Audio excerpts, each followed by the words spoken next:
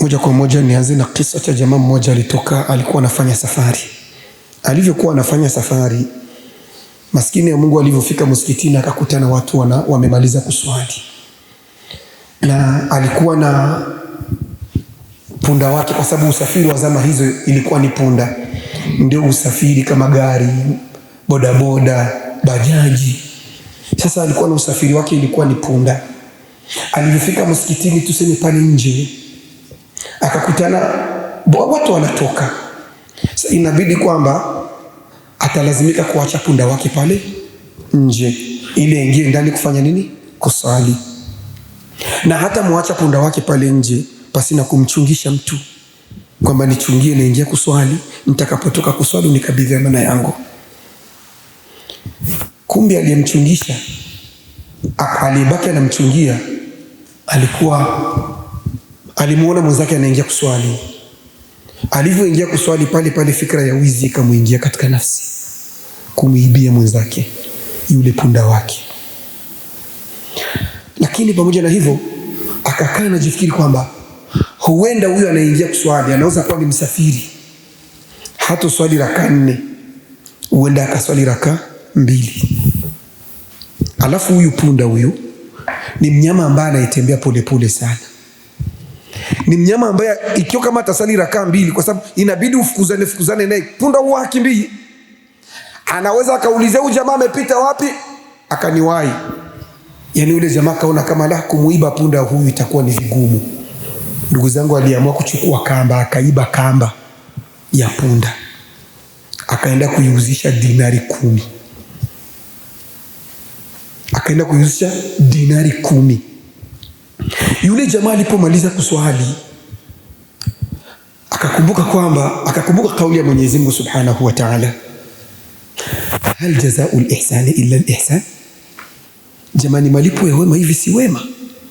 Akasema kwa kweli, kwa kuwa jamaa kanichungia yule punda wangu, acha nende nikampe dinari 10 kama zawadi na asante. Maskini jamaa alivyotoka, anatoa mfukoni mwake dinari 10 ili ampe yule jamaa. Anakuta jamaa aliacha punda wake pale, lakini alifungua ile kamba inayomfunga punda, akaenda akaiuzisha sokoni dinari 10. Ili mnafikiri kama kisa hichi kinatufundisha nini? Tuache pupa na haraka. Bimaana ile riziki aliyokuandikia Mwenyezi Mungu Subhanahu wa Ta'ala, wewe ukitaka uipate kwa njia anayotaka Rabbul Izzati wal Jalal, na njia ya thawabu utaipata kwa hiyo njia. Ile riziki ukitaka uipate kwa njia ya haramu utaipata kwa njia ya haramu. Tizama huyu jamaa, kukosa kwake subira kulimfanya riziki ambayo ile dinari 10 ambayo angeliipata kwa njia ya halali anakwenda kuipata kwa njia nini? Haramu. Wakati ambapo angelifanya subira akatulia, pamoja alikuwa hajui kama kweli yule jamaa kumbe yuko anamfikiria kwamba atampa dinari 10. Kumbe angeliipata ile dinari 10 kwa njia iliyokuwa nzuri, akapata thawabu na dinari zake 10. Lakini kwa kukosa subira akaenda akapata dinari 10 kwa njia ambayo asiipenda nani? Rabbul Izzati wal Jalal. Na ndio maana anakuambia msharia kwamba la ta'jalanna falaysa ar-rizqu min ajali, ar-rizqu fi al-lawhi maktubun ma'a al-ajali, walau sabarna lakana ar-rizqu yatlubuna lakinnahu al-insan khuliqa min ajali. La ta'jalanna falaysa ar-rizqu min ajali. Acha kufanya haraka, acha kufanya pupa. Acha kufanya pupa kwa ajili ya kutafuta riziki, unapita huku unadhulumu, unadanganya. Hapana. Falaysa ar-rizqu min ajali. Riziki haitafuti kwa pupa wala haraka. Ar-rizqu fi al-lawhi maktubun ma'a al-ajali. Kule kwenye kitabu Lawhul Mahfudh imeandikwa itakuja kwa muda anaotaka Rabbul Izzati wal Jalal. Falau sabarna, laiti tungelikuwa na subira, lakana rizqu yatlubuna, riziki ndio ingetutafuta sisi. Waislamu mnaona kama mwendo mnatafuta riziki, lakini aslan riziki ndio inamtafutaga mtu. Riziki inatafuti mtu. Unakana pupa, unaenda kuomba binadamu wenzako, unadhalilika. Hapana. Tulia, umuombe Rabbul Izzati wal Jalal.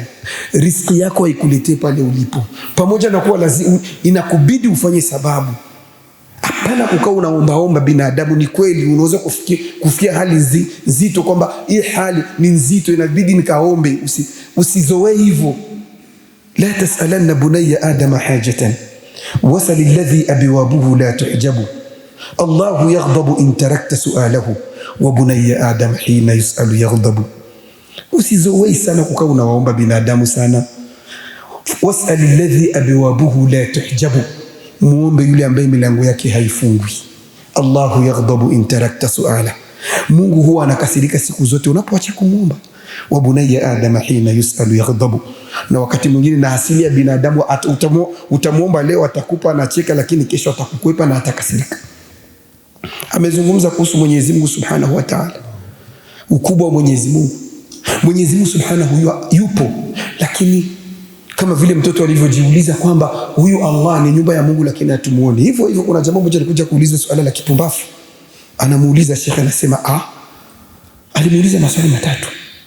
Kwamba kila siku ninapopita ninasikia Mungu mkubwa, Mungu mkubwa. Kikubwa gani hicho kisichoonekana?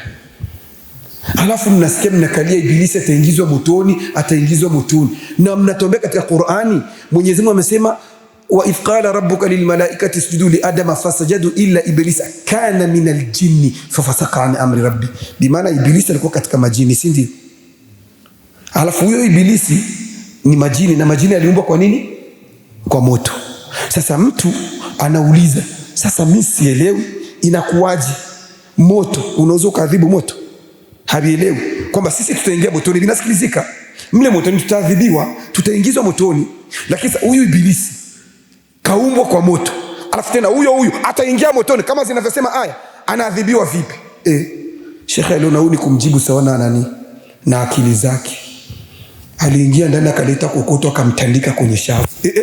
Sasa mimi nauliza swali, unanitandika kwa hiyo unasikia maumivu, unaweza kuonyesha maumivu kwenye yako na yasikia, lakini siyaoni, na Mungu utamsikia hautamuona. Ibilisi aliumbwa kwa moto, si ndio? Kwa hiyo unataka kujua aliadhibiwa vipi? Wewe unasikia maumivu, umeumia kwa hiyo kilichokuadhibu nini? Si kokoto na hilo kokoto ni nini? Si udongo. Kwa hiyo umeadhibiwa, wewe ni udongo na ukadhibiwa na udongo. Unaona? Kwa hiyo udongo umekuadhibu, si ndio? Basi na Ibilisi ataadhibiwa kwa moto. Subhanakallahumma bihamdika nashhadu an la ilaha illa anta nastaghfiruka wa natubu